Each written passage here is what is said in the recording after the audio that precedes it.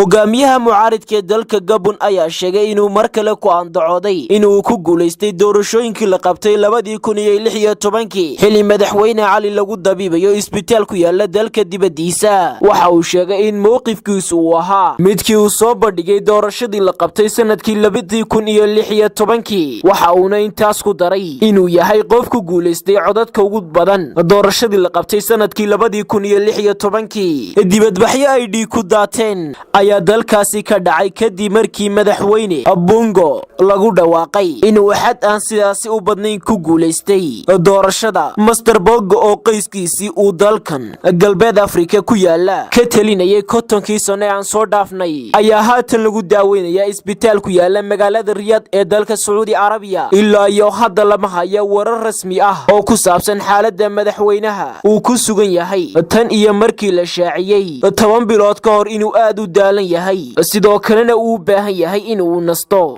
kadib doorashadii 2016 mucaaridka Gabon ayaa ku andacooday in doorashadaasi lagu shubtay, waxayna dalbadeen in tirada codka dib loogu celiyo, balse waxa arintaasi ku gacan saydhay maxkamadda dastuurka dalkaasi. waa Naasir Cabdulqaadir Cabdiwaab Naasir Talasame, telefishinka caalamiga ee Badda Cas 24 TV, magaalada Hargeysa.